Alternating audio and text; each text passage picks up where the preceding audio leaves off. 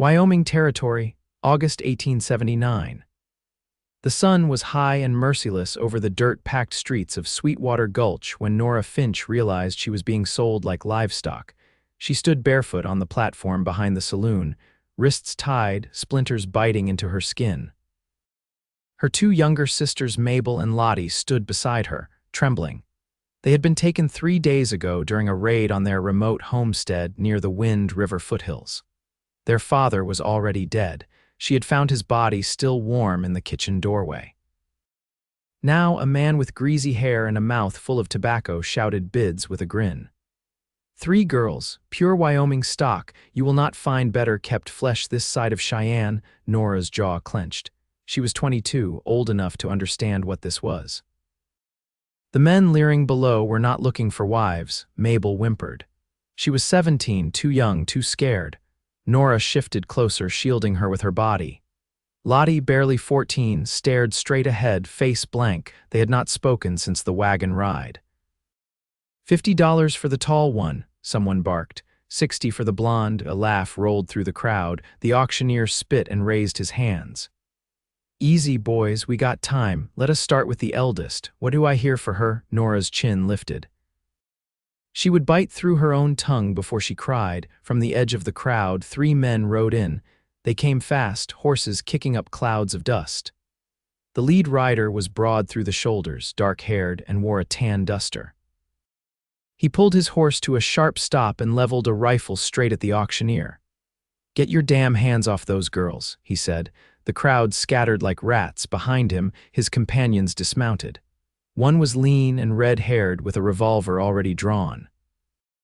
The other looked younger with a cool, steady stare and a double-barrel shotgun slung low.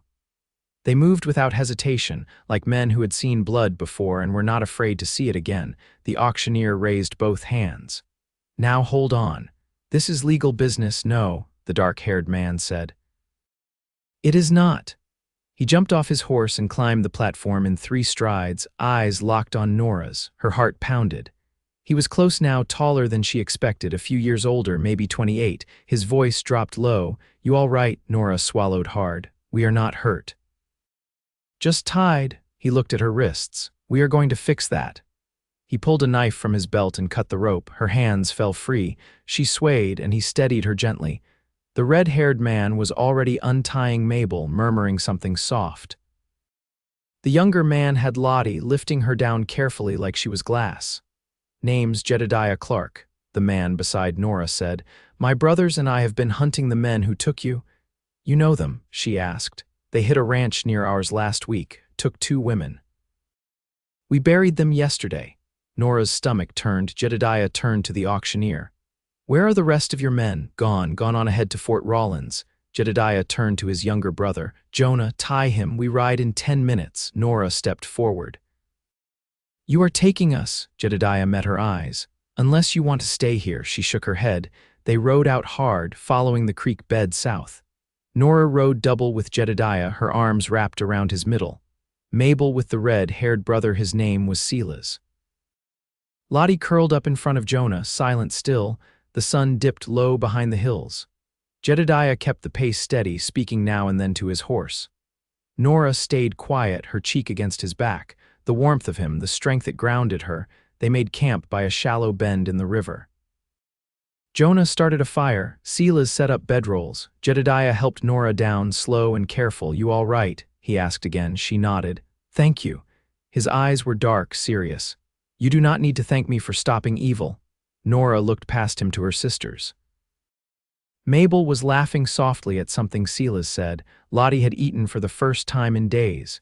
"You saved us," she said. Jedediah's gaze softened. "I was real glad to find you alive." Later, when the fire was just embers and the stars were out, Nora sat beside him. The others were asleep. She pulled the blanket tighter around her shoulders. "Why did you come?" He did not pretend to misunderstand. "Because I would not sleep right knowing men like that were out there."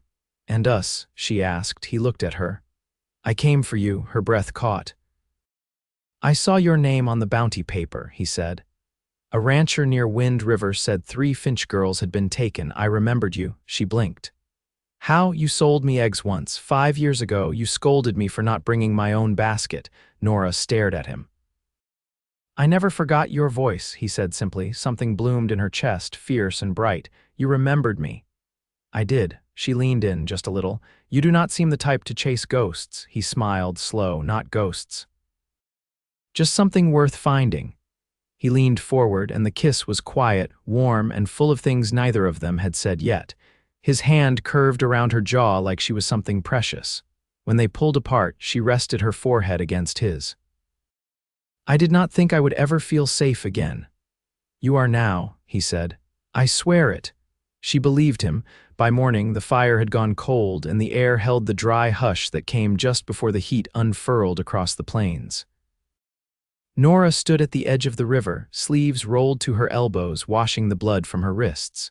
The rope burned stung under the water.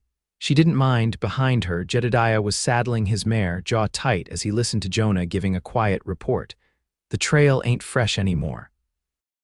They split off north toward the Laramie Range. Might be 5 of them left, maybe 6 if that tall one made it through the gulch. Jedediah nodded once. They won't go far. Nora stepped back from the river, drying her hands on her skirt. You're still going after them. Jedediah didn't look away from his saddle. They won't stop unless we make him. And us. You'll come with us to our ranch. He finally looked at her then. It's west of Medicine Bow. Ain't much, but it's safe. She studied his face, the way he didn't flinch when the wind stirred dust into his eyes. You're not asking? No, ma'am. Silas walked over with a strip of smoked venison and handed a piece to Mabel, who took it without speaking. Her cheeks were pink with sun, but her hands had steadied some. We've got a bunkhouse with empty cots, he said, and a neighbor lady who comes by sometimes with preserves. She's sharp-tongued but kind. Mabel looked up at him. I can help. I've been churning butter since I was 6. Silas grinned.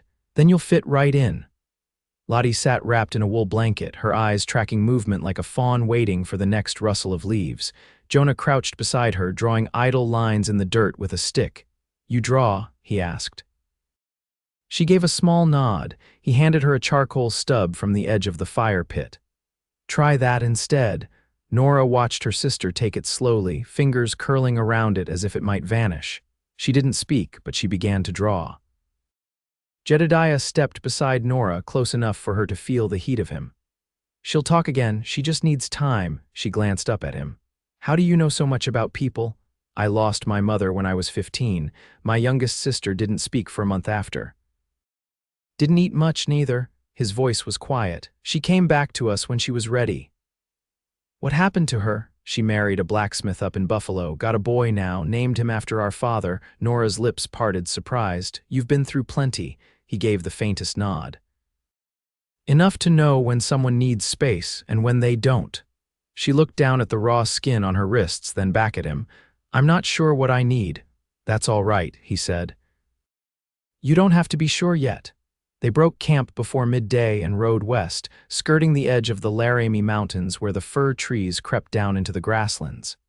The air smelled of pine and dust. They stopped once to water the horses at a spring, then kept moving until the sun began to tip toward the horizon. By the time they reached the ranch, Nora's legs ached from the saddle and her eyes burned from staring into wind. But the place was quiet, nestled in a bend of the hills with a split-rail fence and a small stone chimney curling smoke. A hound barked once and trotted up from the barn. Jonah whistled, and the dog wagged its tail, circling the horses. Jedediah dismounted and helped Nora down, his palm steady at her waist. She didn't pull away. You built this? She asked, looking at the log house with its crooked porch. With my brothers and a hammer that broke more nails than it drove, he said. Inside, the house smelled of cedar and old coffee. The floor was swept clean, and a quilt hung over the back of a rocking chair. Jonah led Lottie to the far room where 2 narrow beds waited. She lay down without a word, the charcoal stub still clutched in her fist. Silas brought in a sack of flour and set it by the hearth. We've got beans, cornmeal, dried apples. I'll start supper. I'll help, Mabel said, stepping into the kitchen without hesitation. Nora stood alone in the main room, eyes fixed on the rifle mounted above the door. Jedediah came to stand beside her. You don't have to sleep in the bunkhouse, he said.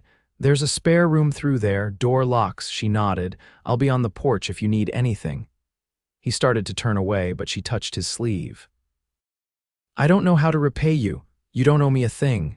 But I want to, she said. Not because I have to, because I can. He looked at her then, not with pity or pride, but something steadier, something that held, "You're welcome here, Nora." That's enough for now. He tipped his hat and left her standing there in a house that already felt like something she had once dreamed of before the world turned cruel. She sat on the edge of the bed in the quiet room, her palms flat against the quilt. It smelled faintly of wood smoke and sun-dried sheets. Outside, she heard Jedediah's boots shift on the porch. Not moving, just there, holding the silence with her without asking anything in return. The next morning brought a wind that rattled the shutters and carried the scent of churned soil across the open land. Nora stood at the edge of the barnyard, watching Mabel hang damp linens over a line strung between two cottonwoods. The rhythm of it dip, ring, pin seemed to steady her younger sister in a way that nothing else had since they left Sweetwater Gulch behind. Mabel didn't hum, didn't speak, but her hands moved with purpose, and that was enough for now. Inside the barn, Jonah was oiling harness leather. He'd offered Lottie a scrap piece to carve into with a dull awl, and she sat cross-legged in the straw, quietly pressing shapes into it with careful pressure. Nora turned toward the house where Jedediah had just stepped off the porch with his rifle slung behind his shoulder. His shirt sleeves were rolled, collar open at the throat, and his eyes lifted as if he'd already known she was watching. "You ever ridden fence?" he asked, stopping a few feet from her. "No," she said, "but I can learn." He nodded once, then tilted his head toward the horses. "We'll check the south line. Some posts got shifted from the last storm." She followed him to the corral, accepting the reins he handed her. The mare was a soft-eyed bay with a calm gait. Nora mounted without help, though her thighs still ached from the ride 2 days before. They rode without hurry, the wind pushing through the tall grass like a tide. Jedediah pointed out breaks in the wire, places where elk had passed through or snowmelt had eroded the posts. She handed him nails when needed, held the line taut while he hammered. "You always kept to this land?" she asked. "Since I was 17, he said. "Before that we moved some. Our pa tried his hand at freighting, but too many broken wagons and not enough coin." She glanced over at him. "You ever think of leaving?" He looked out toward the hills where the sky met the earth in a clean, unbroken line. "Used to. Thought about heading to Montana for a while, but something in me wanted roots more than a trail." Nora considered that. "I thought I wanted the same." Then the world came and pulled them up. He didn't answer right away. They reached a corner post twisted from its base, and he dismounted, lifting the spade from his saddle. "You could put them down again," he said. Here, she didn't speak, just watched him dig, the muscles in his back working steady under his shirt. When the post was set and the wire stretched tight, he looked up at her. "There's no rush," he added, "but you ought to know it's yours if you want it." They rode on. By midday, her arms were streaked with dirt and sweat pooled at the base of her neck, but she didn't mind. It felt good to use her body for something that built instead of defended. At the last stretch of fence, a hawk circled high overhead. Jedediah squinted at it, then turned his horse toward a line of low trees. "Spring's back this way. We can water here." The spring was shallow and quiet, shaded by cottonwoods. Nora knelt to rinse her hands, the cold water biting into her skin. Jedediah crouched beside her, filling his canteen. "You ever think about going back east?" he asked. "No," she said. "There's nothing for me there. I was born under that same stretch of sky you were. That's the only home I ever wanted." He handed her the canteen. "That sound like a choice or a fact?" She drank, then wiped her mouth with the back of her hand. "Both." He looked at her full then, not just with interest, but with a kind of quiet certainty. "I've been trying to say something since we crossed the river." Her breath caught. "Go on." "I don't know what this is yet," he said, "but I'd be lying if I said it hasn't felt like something solid from the start." She didn't look away. "It does." He nodded once, like that answer settled something in him. "I aim to make space for you here." "Not just for a little while." I wouldn't stay for a little while, she said, voice low. If I stay, it's for good. Jedediah reached out and brushed a strand of wind-blown hair from her cheek. The touch was brief, but it rang through her like a bell. By the time they returned to the ranch, the sun was tilting west and a stew pot bubbled on the stove. Mabel had braided her hair back and was rolling dough with sleeves dusted in flour. Lottie sat on the porch with the leather strip in her lap, now marked with tiny horses and stars. Silas leaned against the porch post, watching Mabel through the window as she moved around the kitchen. She's got a good way about her, he said to no one in particular. Jonah was mending a saddle strap nearby. You're getting ahead of yourself. I didn't say anything. You didn't have to. Jedediah helped Nora down from her horse, his hand lingering at her elbow. Stay for supper, she said. I was planning on it. As dusk fell and the sky bruised to violet, they sat around the table inside, the six of them, passing bread and laughter and something heavier beneath it, all something earned. No one mentioned what had come before. The past sat behind them like a closed gate. What mattered now was the way Lottie reached for more stew without hesitation. The way Mabel smiled when Silas offered to grind the coffee beans. The way Jedediah looked at Nora when he thought no one else was watching, and the way she looked back, unafraid. The wind had settled by dawn, leaving behind a hush that clung to the grass and made the land feel as though it were holding its breath. Nora stepped barefoot onto the porch, the floorboards cool beneath her feet. Her hair was still damp from the basin. In her hand, she held a tin mug of coffee, the steam curling into the morning air. She could hear the low murmur of cattle farther out, the occasional creak of a leather strap as Jonah saddled a horse in the barn. Jedediah was already outside, kneeling near the chicken coop with a hammer in hand. A loose board had let a fox through in the night, and one of the hens lay torn just beyond the fence. He didn't say anything when she approached, just pressed the last nail into the wood and stood slowly, brushing his hands against his thighs. She offered the mug. It's strong, he took it, sipped once, then nodded. That's how it ought to be. She leaned against the fence, eyes on the distant hills. You ever get tired of fixing things that keep breaking? His voice was quiet. No. Things that break can still be made right if you're willing to put the time in. She glanced at him. Even people, his gaze lingered on her face before he answered. Especially them. Behind them, the screen door opened and shut. Mabel stepped out, tying a strip of muslin around her braid. Silas wants to take me to the creek, says there's wild mint growing along the bank. Jedediah didn't look away from Nora. You trust him? Mabel's voice was steady. I do. Then go on, Nora said. Just stay where the trail's clear. Mabel hesitated, then smiled faintly and walked toward the horses, her boots soft against the dirt. Jedediah finished the coffee and handed the mug back.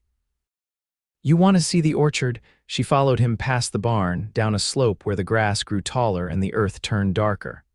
A dozen young apple trees stood in neat rows, their trunks banded with strips of burlap to keep the deer off. The branches were thin but leafed out strong. A few early fruits hung near the center, pale green and still small. We planted these 4 springs back, he said. Didn't take the first year, too much frost, but they're holding now. She touched one of the trunks, the bark cool beneath her fingers. They'll take time. They're worth the wait. They walked slowly between the rows, not speaking. The orchard opened out into a narrow rise, and from there the ranch unfolded below them, the barn, the house, the fenced pasture. Smoke lifted from the chimney in a lazy line. Lottie sat cross-legged in the yard, carving something new into the leather scrap. Jonah sat nearby, sharpening a blade against a whetstone. They're starting to belong here, she said. Jedediah folded his arms. You don't have to keep carrying all of it yourself. I don't know how to set it down. You don't need to set it down all at once, just enough to rest. She looked at him then, and the honesty in his face broke something open in her. I still hear it, she said. The sound of the wagon wheels when they took us. My sisters were so quiet, but that noise just kept going. He didn't interrupt. I thought if I could stay strong long enough, I'd keep them from breaking. But sometimes I wonder if I bent too far myself. Jedediah reached out and gently took her hand. You didn't bend, you held. There's a difference. His thumb brushed over her knuckles and she didn't pull away. The ground beneath her felt steadier than it had in weeks. "Do your hands ever forget?" she asked. "No," he said. "But they learn new things, they make new memories." A bird called from the trees behind them, sharp, clear, alive. She looked down at their joined hands. "I think I'd like to try." He didn't ask what exactly she meant. He just gave a slight nod and held her fingers tighter. They walked back toward the house together, the orchard behind them, the path ahead marked with nothing but open sky and the slow, sure promise of something better. Nora pulled the last stitch through the hem, bit the thread clean, and set the mended shirt aside. Dust drifted in the golden light falling through the parlor window, catching on the curve of her wrist. The house was quiet except for the rhythmic scrape of Lottie's whittling out on the porch and the low murmur of Mabel's voice in the kitchen, reading a recipe aloud to Mrs. Cray, the neighbor woman who came by once a week with butter wrapped in muslin and a sharp tongue that hit a soft heart. Nora stood, stretching the ache from her shoulders. Jedediah had left early with Jonah, riding out toward the south pasture to help a neighbor with branding. He hadn't said when he'd be back, only that he'd be home before nightfall. She stepped outside and sat beside Lottie, who was carving the edge of a wooden spoon with careful attention. The girl had spoken only a handful of words in the past week, but her hands were no longer hesitant. The designs she etched into the spoon's handle were delicate and sure. "You think it'll be ready by Sunday?" Nora asked gently. Lottie glanced at her, then gave a small nod. "I think Mrs. Cray will use it every day," Nora said. "Maybe even remember who gave it to her." The corner of Lottie's mouth twitched. Nora didn't press further. Some silences weren't meant to be broken just yet. That evening, as the sun dipped low, Jedediah rode in with dust on his boots and a streak of soot on his forearm. He looked tired but easy, like the day had worn into him the way a good saddle shapes to a rider. Nora met him at the gate, hands resting on the top rail. "Dinner's cooling in the oven," she said. "Mabel made a pie." He stepped down from the saddle and brushed his fingers across the back of her hand. "You get any rest?" "A little, mostly sewing." "Some watching?" "Watching what?" She tipped her head toward the house. "You know the way things settle. Lottie's carving again. Mabel's memorizing recipes like she plans to cook for 100. He leaned his arms on the gate next to her. "And you?" "I'm not sure yet," she said. "But something in me's starting to quiet." He didn't answer right away, just watched her. When he finally spoke, his voice held a weight it hadn't carried before. "You could stay. Not just for the girl's sake, not just until spring, I mean for good." Nora turned toward him. "You sure?" "I've been sure longer than I knew how to say, but I wanted to give you time." She took a breath, then reached for his hand. "I want to stay, Jed, not because I need a place, because this place. It feels like it knew I was coming." He didn't smile, but something shifted in his face like a knot loosening. He stepped closer, hands resting on her waist, and kissed her slow and warm, the kind of kiss that made the air go still. Inside, the house smelled of baked apples and fresh bread. They ate together at the long table, the 6 of them, and Lottie passed her carved spoon to Mrs. Cray without a word. The older woman held it up to the light, nodded once, and tucked it into her apron pocket without fuss. Later, as the stars came out, Jedediah led Nora out to the field behind the barn. The grass was high and the ground cool. He stopped beside the first apple tree, the one that had taken root against all odds. "I've been thinking," he said, voice low, "about building a house just beyond the orchard. You could help me plan it." She ran her hand along the rough bark. "I've never built anything permanent before. You've been building since the day I found you on that platform." She looked at him, eyes full. "If we do this, it's all the way. I won't walk away later." He took her hand. "Then let's do it." They were married in the pasture 4 weeks later. Not a grand affair, just a handful of neighbors, a borrowed lace shawl, and the steady hum of bees in the tall grass. Mabel arranged wildflowers. Lottie handed over a carved ring box, and Jonah stood beside Jedediah with his shoulders squared like he'd been waiting for this day too. That evening, Nora stood barefoot in the new house, still half finished, with sawdust on the floor and the scent of fresh cut timber in the air, and watched Jedediah light the first lamp. He turned to her, eyes soft in the golden glow. You ever think you'd have something like this? She stepped into his arms. No, but I kept hoping. He held her like she was the answer to a question he hadn't known he'd been asking for years. And she held him back, not out of fear, not because of what they'd come through, but because of what they were building now, seasons past. The apple trees bore their first full harvest that fall, small and sweet and stubborn in their survival. Mabel eventually left with Silas, headed for land near the Snake River where she could build something of her own. Jonah kept the ranch running with quiet steadiness, and Lottie found her voice again, using it sparingly but without hesitation, and Nora, she kept her promise, she stayed, she grew. She loved Jedediah with a loyalty that reached down into the earth and made roots. Years later, when neighbors spoke of the Clark Ranch, they didn't speak of the raid or the fire or the blood that came before. They spoke of a woman with a calm voice and a steady gaze, who baked bread every Sunday and fixed fence when it needed fixing. They spoke of a man who met her halfway in all things and never once flinched from the weight of loving her, and every spring that orchard bloomed. Every spring they stood together beneath it, hand in hand, watching the blossoms drift like snow through the grass.